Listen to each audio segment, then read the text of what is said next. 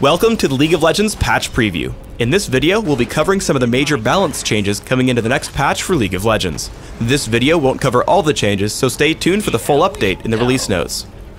Graves came out last patch, and he seems to be on the stronger side of champions. We do have a couple of nerfs aimed for him here. What are we doing?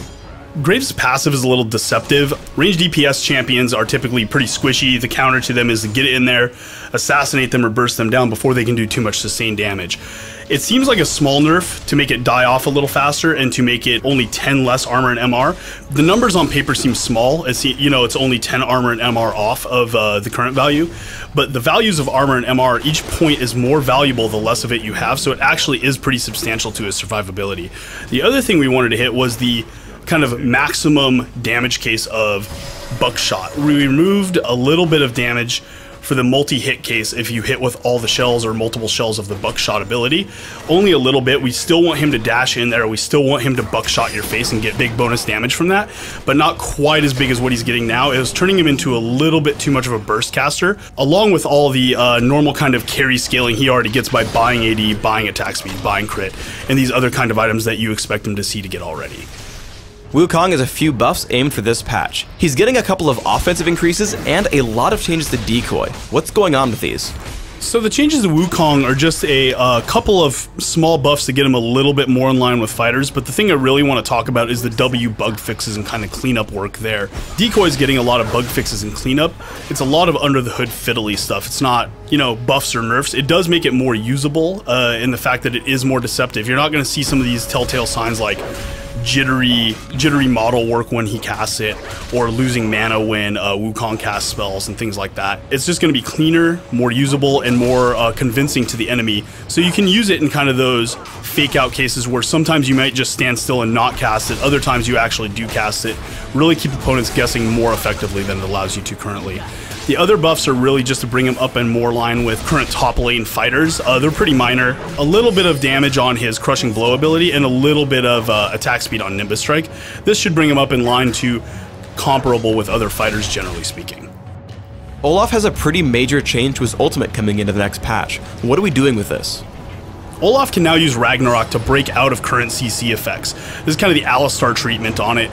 We think this is going to give him a lot more ability to use this to get in close effectively and really do the damage he needs to do.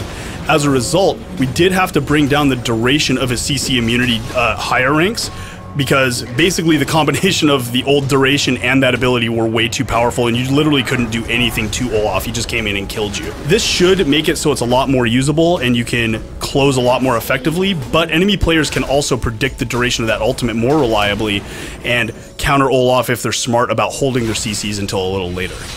Almost every one of Shaco's abilities is getting tweaked in some way in the next patch. What are we trying to do with Shaco here? Our goals with these changes are really to make Shaco more reliable and usable and make it so that you can get done what you need to get done more often.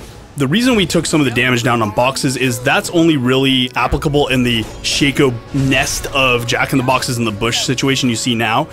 This thing is kind of fun to do for a couple of games and it's kind of interesting, but it's not really the whole kit of Shaco. Being a one-trick pony like that is really going to keep him out of ever being effective and viable. The big thing about the Jack-in-the-Box changes, though, is we have increased the range and decreased the arm time. This is actually very massive for Shaco, because in the combat scenario where let's say you're coming out to gank a guy, you throw that box on the other side to trap their escape in, that's going to go further, about the distance they're probably going to go when they're trying to run away from you as Shaco. Arm faster and be able to get that fear right when you need it. We think overall this is going to be a pretty big buff to Shaco as an assassin who comes out of kind of an unseen location and ganks you, has good CC with the box, and can slow you down now with the clone. He's going to be a lot harder to escape from, and we think that's good because his burst damage isn't that high to begin with. He needs to be in there longer, doing damage more effectively.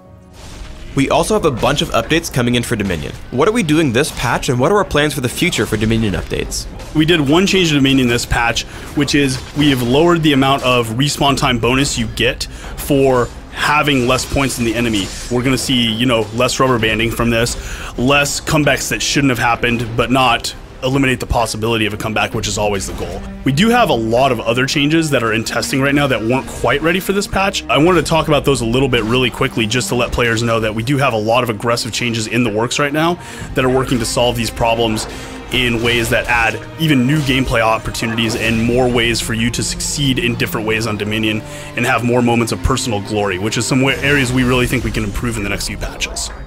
Thanks for tuning in to the League of Legends patch preview. Please subscribe to the Riot Games YouTube channel above, and don't forget to thumbs us up just below the video.